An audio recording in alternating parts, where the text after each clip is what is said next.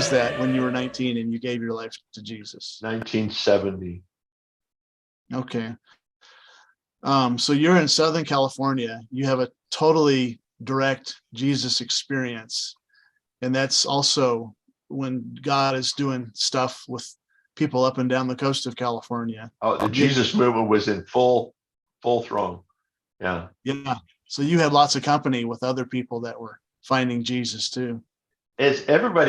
My story was, it was happening everywhere. Yeah. Having revelation, and God was just saving people left and right. It was it's crazy. Well, it sort of reminds me of Lonnie Frisbee's story. All I remember is he's taking LSD and he's naked out in the hills somewhere, and he has a visitation with Jesus. But I imagine that was around the same time. Yeah, I'm just glad I had my clothes on for my deal. Oh, we're all glad about that. Yeah. One of the questions that I was going to ask you seems almost irrelevant, but it was like, what was Christmas like as a kid? And I'm guessing that Christmas was not even on the radar based on what you've told me. Actually, that's an interesting question, because Christmas for me was pretty much nothing growing up. It wasn't a big deal, but it wasn't. But later on, it was violent. That the family would come together, even after I was married, and my mom was kind of not walking with God anymore, or not like she was, and I hated holidays. I literally hated them, and I didn't want to be part of it anymore. And when we moved to Fort Collins, that changed because of I call these accidental things, but it's like God directed stuff. There was our first in '82, our first Christmas. We got in the newspaper. There was this group that was visiting nursing home on Christmas Day, and we had a dog, no kids. It's like, Becky, let's go do this. And it was a weird group, some Christian Science, or I don't know what it was, that they were doing this. And we went. It's like, this is cool. And spending Christmas on Christmas Day. So the next year of our church, we just said, we're going to go back on our own. We're going to go. So we gathered people from our church, and we did our own nursing home, and we took gifts and socks and different things, sang carols. And then the next year we did 2 or 3 nursing homes. Then it was 4, and then it was 5, each year. And finally, that became a 37-year tradition.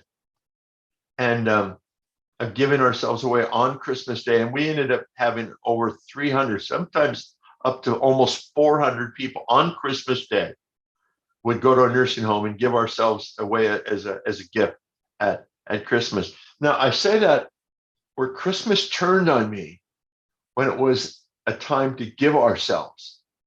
So what we would do, we'd have our Christmas Eve service at church when we're in Colorado, and we would do everything for us on that night. Even though it got late, we had all the stuff going on.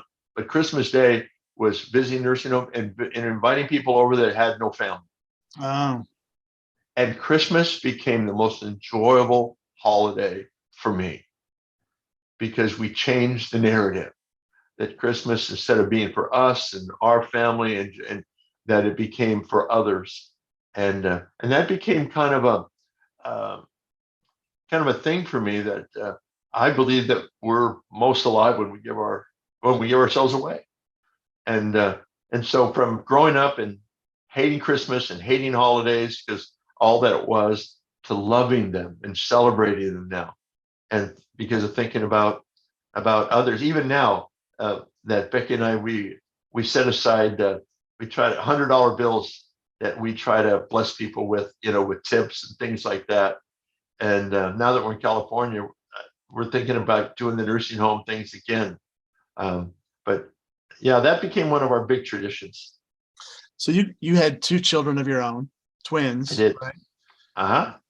Now, and of course, when Donna started attending the Fort Collins Vineyard, you guys were meeting in the Green Church, the Episcopal Church, on Sunday nights.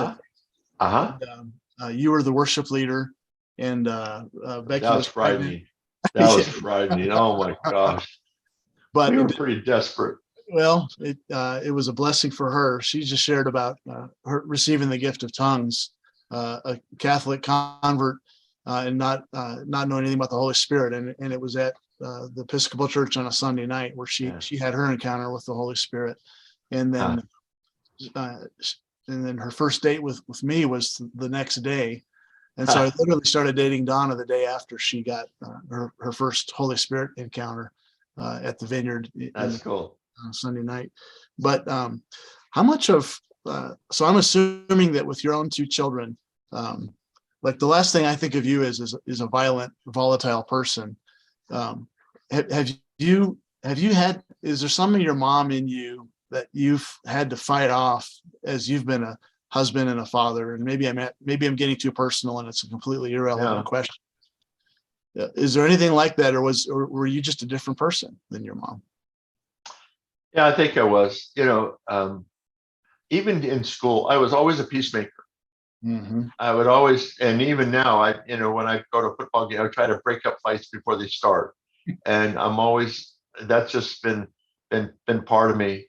And I think do you think that was Jesus with you? Like he showed you, was he working with you to make you that way? Or was it just how your characters just, I don't know. It's like, I didn't like pain. So it's like when I go to these new schools, I'd use my personality to be friends with people that could hurt me. Yeah. You'd win them over. And I had a lot of people that would defend me. And so it's like, I came out pretty much unscathed because of that. But I always felt like, it was like undeserved, kind of thing.